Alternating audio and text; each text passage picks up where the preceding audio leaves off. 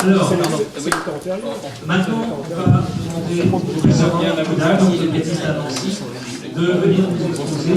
Et en général, pour situer son observation, le juge demande trois choses à l'expert. Est-ce que c'est votre spécialité? Quel est votre budget? Et dans quel délai vous allez me donner votre rapport? C'est bien là, ça va être pour répondre à la troisième question. Et bien que des fois, c'est pas 6 mois, des fois, c'est pas 1 an, c'est même parfois beaucoup plus. Tu as la parole. Merci, monsieur le modérateur, messieurs les modérateurs, monsieur le président, mesdames et messieurs les académiciens et académiciennes, et madame le juge, donc peut-on éviter effectivement qu'une procédure d'expertise dure plus de 20 ans? Ce travail a été effectué par l'intermédiaire de mon équipe d'accueil dans laquelle il y a un professeur de droit. Alors on va commencer par cette image enfantine, où effectivement il y a la création de ces petits manèges, et en fait l'histoire que je vais vous narrer, c'est un accident de manège qui est survenu en août 94, donc il faut se souvenir de août 94. Alors je n'ai pas retrouvé le manège exact, mais c'était probablement celui qui était sur la diapositive ici, là. Et en fait, deux gamines avaient pris place sur ces petites nacelles, et comme vous pouvez l'imaginer, ces nacelles vont monter progressivement, et évidemment, il y en a une qui s'est cassée. Les deux gamines ont été éjectées. Alors, il y en a une qui, par bonheur, est tombée sur la tente d'un manège qui était à côté, qui n'a rien eu. La deuxième, donc, on va voir le cas, qui était âgée de 12 ans et demi, va présenter un polytraumatisme. Elle est prise en charge immédiatement par le SAMU. Elle présente un collapsus majeur. Un bilan initial est effectué dans un centre hospitalier à proximité. Bon, il y a une fracture de fémur, on va dire que c'est anecdotique, elle était fermée, ça ne va pas poser de problème. Par contre, elle présente une instabilité hémodynamique majeure. Une laparotomie effectuée en urgence met en évidence une plaie hépatique des segments 7 et 6 qui sont structurés. Malheureusement, en post-opératoire, les choses ne s'arrangent pas, en particulier en matière d'instabilité hémodynamique. Finalement, une artériographie et un body scanner sont réalisés, oblitération avec arrachement des artères rénales, avec une perméabilité de l'artère mésentérique, de la veine porte, reprise de la parotomie, néphrectomie gauche, désobstruction de l'artère rénale droite, puis pontage, puis hémodialyse, extubation à 14 jours. Finalement, la désobstruction et le pontage de l'artère rénale droite sont inefficaces. Et cette patiente va présenter une atrophie du rein droit, donc elle va être dialysée, elle va présenter des complications avec des lacunes ischémiques, elle va être réintubée, elle présente une hypertension maligne, elle est transférée dans le service de pédiatrie 2 mois après l'effet litigieux dans lequel elle va rester encore pendant plusieurs semaines, dialysée, etc. Donc finalement, la reprise des activités scolaires est reprise chez une gamine qui est dialysée 3 fois par semaine en avril 95, c'est-à-dire grosso modo 7 mois après l'effet litigieux.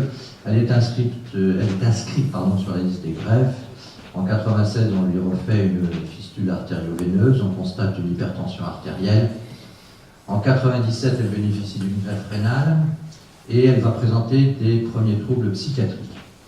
Et avec une reprise de la scolarisation en décembre 97, pendant toute l'année 97, elle sera hospitalisée à plusieurs reprises dans un service de pédopsychiatrie d'un CHU. En 98, elle présente des troubles gynécologiques, une aménorrhée, elle est suivie en hôpital psychiatrique de jour. Sur le plan général, elle finit par obtenir son BEPC, elle obtient un BEP de secrétariat en juin 2002. En 2003, elle présente des signes cliniques de rejet, elle est mise sous corticothérapie. En 2004-2006, elle passe un bac professionnel accueil et service, elle s'inscrit à un BTS tourisme qu'elle n'aura pas. Et finalement, jusqu'en 2014, elle est toujours hospitalisée de façon itérative pour des problèmes psychiatriques, avec des phases anxieuses. Elle bénéficie d'une formation à la FPA, elle passe son permis de conduire, et depuis cette date, depuis son accident, elle vit toujours chez ses parents. Donc voilà, 20 ans plus tard, l'affaire médicale. Maintenant, l'affaire juridique. Alors évidemment, les parents de cet enfant mineur vont porter plainte auprès d'un tribunal correctionnel qui va rendre un jugement le 28 novembre 1998, qui va amener à la condamnation du propriétaire du manège, et puis on verra aussi la société AFA. Enfin, peu importe, ça c'est le mot. Enfin, sur le plan de la responsabilité, c'est important, mais c'est moins important. Et le tribunal demande une expertise médicale sur les intérêts civils. Le rapport est déposé. Alors vous voyez, hein, le tribunal avec la mission d'expertise, c'était en 1999. Le rapport est finalement déposé en décembre 2003 avec les préjudices patrimoniaux et extra-patrimoniaux que vous pouvez lire ici, qui seront décrits de façon plus précise dans la communication qui sera inscrite sur le site de l'Académie. Alors, l'IPP 40%, PE, préjudice esthétique 4 dans une échelle de 0 à 7, préjudice de l'ORI 6, préjudice d'agrément qui est noté, préjudice professionnel, alors prévisible, on y reviendra, et préjudice psychique, IPP sur le plan psychique, non. Alors cette première expertise avait été réalisée par un expert, près la cour d'appel de peu importe, dont la spécialité était la médecine générale, et par un deuxième expert qui était un ingénieur. Il y avait des problèmes de responsabilité pénale au niveau tribunal correctionnel. Voilà comment ça se passe. Là-dessus, il y a un appel qui est effectué le 6 juin 2008 par l'ensemble des parties, qui va rendre un arrêt qui confirme les décisions du tribunal de grande instance précédent, mais l'ensemble des parties dépose un pourvoi en cassation. Et en particulier pour la partie civile, c'est-à-dire les parents de la jeune fille mineure à l'époque, ils sollicitaient l'annulation de l'expertise car le docteur, donc médecin généraliste, était intervenu en qualité de médecin conseil de la compagnie d'assurance impliquée. Vous voyez ce que c'est qu'effectivement les médecins conseils qui travaillent effectivement depuis longtemps comme conseil des compagnies d'assurance, et ils reprochaient aussi qu'il n'y avait pas eu d'appréciation du préjudice corporel conformément à la nomenclature d'Antillac.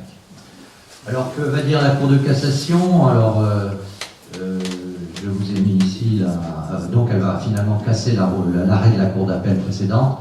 Je vous ai mis la photo de M. Dintillac ici, dans ses habits sacerdotaux. Et puis là, vous voyez, il est un peu plus souriant, mais il a fait quand même un travail tout à fait remarquable, qui a permis effectivement de mettre en route ce qu'on appelle la procédure d'Intillac. Parallèlement, je suis désolé pour M. Dintillac et puis pour Madame le juge, parce que dans l'arrêt de la Cour de cassation, l'orthographe de M. Dintillac est écrit avec un L, et en fait, il n'y a pas de L entre le I et le A. Donc, mais moi, j'ai repris l'arrêt de la Cour de cassation. Je crois que la Cour de cassation à laquelle appartenait M. Dintillac, puisqu'il était président de la deuxième chambre civile, a oublié un peu l'orthographe de son nom. Quoi qu'il en soit, qu'a dit cet arrêt? Bien, il dit, il n'en demeure pas moins vrai que cette nomenclature offre des avantages décisifs par rapport aux précédentes nomenclatures, qu'elle apparaît comme le meilleur moyen d'atteindre l'objectif impératif d'indemnisation intégrale de la partie civile, et en outre, elle a mis en exergue un certain nombre de défauts de l'expertise du docteur précédent, Z, sur certains préjudices et qui ne donne aucune indication pour d'autres. L'expert se montre imprécis sur les conclusions provisoires, puisqu'il avait parlé d'état a priori stabilisé, il n'avait pas fait allusion à l'aide d'une tierce personne. La Cour de cassation va donc renvoyer tout ceci devant une nouvelle cour d'appel et demande une expertise conforme à la nomenclature d'Intillac. Par un arrêt, donc, cour d'appel du 17 juin 2011, elle décide de nommer un collège de trois experts, qu'on va appeler A, B et C. L'un des experts, il faut le dire très simplement, quand il a vu l'épaisseur du dossier, a dit non, moi j'ai pas le temps de le faire. Donc il a fallu qu'il y ait effectivement un nouvel arrêt pour changement d'expert. Et puis c'est tombé effectivement par l'intermédiaire de ces trois experts. Alors il y avait un PUPH de médecine légale et droit de la santé, par ailleurs chirurgien orthopédiste. Sur on est que deux en France, vous saurez qui c'est. Il y avait un PUPH d'anesthésie, un PH en psychiatrie. Alors, il a fallu modifier les dates à plusieurs reprises. Il y a eu 3 réunions d'expertise. À chaque fois, il y avait environ 10 à 12 personnes. Bien sûr, conforme à la nomenclature d'Intillac, il a fallu établir 2 rapports, donc répondre à plusieurs dires et observations. On a étudié plus de 2000 pièces médicales. Ça nous a coûté plus de 100 heures de travail. Et le rapport définitif a été rendu le 30 avril 2015. Donc, finalement, 20 ans après les faits litigieux. Alors voilà les conclusions définitives que nous avions émises, qui n'ont pour l'instant pas été contestées. Vous voyez que la différence entre la première expertise en matière d'IPP, il n'y a pas grand-chose. Mais bien sûr, le préjudice psychique, oui, préjudice sexuel, avec toutes les caractéristiques de la nomenclature d'Intillac qui sont définies ici. Et enfin, il y a pour les dépenses futures, oui, on a répondu. Pourquoi? Parce que compte tenu de son hypertension, des problèmes qu'elle avait vis-à-vis de rejet du rein, il y avait des débuts d'ostéonécrose, donc ça s'intéressait aux orthopédistes. Et puis effectivement, les contrôles au point de vue, comment dirais-je, néphrologie. Donc le DFS a été pris en charge, la tierce personne, oui, jusqu'alors effectuée par la parentèle 3 heures par jour. Le PEV actuel ou non, mais avec un préjudice professionnel estimatif, oui. Nonobstant, comme on l'a écrit, le fait que cette patiente ait été greffée du rein entraîne un handicap permanent avec nécessité absolue de subir des contrôles biologiques, cliniques, itératifs qui sont constitutifs d'un PPE. Et quant au stress post-traumatique, nécessitant un suivi psychiatrique ou psychologique, nous l'avons entendu aussi. Alors, pouvait-on aller plus vite? Eh bien, la réponse est probablement oui, parce que la première expertise était critiquable. Enfin, comme les chirurgiens orthopédistes peuvent de temps en temps rencontrer des plaies vasculaires en faisant des prothèses totales de hanche, les experts aussi peuvent commettre quelques erreurs. Et il est curieux de constater que dans le cas particulier, la Cour de cassation a cassé un arrêt de cour d'appel en proposant l'utilisation d'une nomenclature qui à l'époque n'existait pas, mais qui préservait quand même en matière de réparation juridique du dommage corporel tous les intérêts de la victime. Donc voilà, c'est cette expertise quand même un peu compliquée. Alors la question que peut-être vous allez me poser et que je vais poser à votre place, c'est combien ont touché les experts?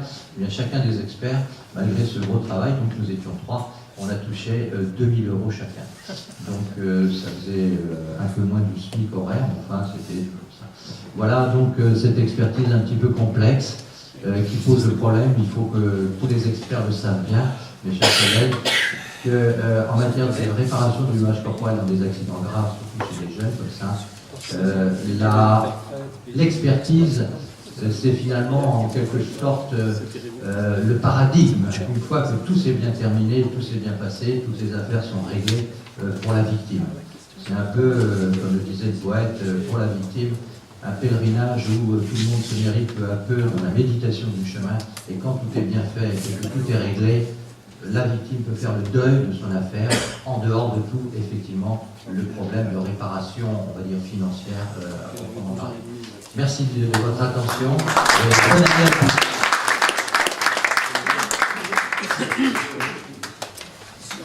Quelques questions, en sachant que vraisemblablement le sujet de l'année prochaine sera la nomenclature cardiaque et le poste de préjudice. Donc c'est une amorce pour le sujet de l'année prochaine. Alors, question sur la durée des expertises au professeur Kudal. Le délai. Une question technique. La première expertise a été faite en 2004. Pourquoi aussi tard après l'accident? La première, alors je vais vous dire, c'est en 2004, oui, parce qu'il y a eu un jugement correctionnel. Voilà, c'était un jugement correctionnel. Pardon, je vais vous dire, oui, faute 94, tribunal 2, je ne vais pas dire le nom quand même. 10 ans après l'accident. C'était 98, c'était 4 ans après, l'expertise a été rendue 3 ans après. Voilà, effectivement. Alors il y avait un problème de responsabilité, c'est d'ailleurs, puisque le propriétaire du manège a été condamné, mais aussi la société APA, vous savez, qui contrôle tout. Et APA, j'ai appris que ça voulait dire Association des propriétaires de machines à vapeur de l'Est. Ça date de 1872. Ça a changé la vie. Alors, peut-être c'est, dans le cadre général, la fixation des dommages est effectuée une fois que les responsabilités sont établies. Voilà. Donc s'il a fallu faire les responsabilités entre le manège, le fabricant, les contrôles, etc., l'expertise de dommages n'arrive qu'à la fin, une fois que tout a été fait avec les expertises d'ingénieurs, etc. Ça peut être une explication. Alors, je crois que là, dans le cas particulier, le juge du tribunal correctionnel avait nommé un expert, donc médecin, et un expert ingénieur. Donc, normalement, ça aurait dû aller un peu plus vite. Mais c'est vrai que quand on lit l'expertise, encore une fois, je dis ça avec toute la modestie nécessaire, on ne répondait pas aux questions. Le premier, c'est ce que tu soulignais tout à l'heure. Une mission, une question, une réponse. Le reste, c'est du blabla. Oui, encore une question. Qu'avez-vous répondu pour la consolidation? La consolidation, on l'a consolidée à la fin de la dernière expertise, c'est-à-dire pratiquement 20 ans après. C'est-à-dire que ça a permis de prendre tout en charge sur le plan médical de toutes les hospitalisations, y compris toutes les hospitalisations à visée psychiatrique.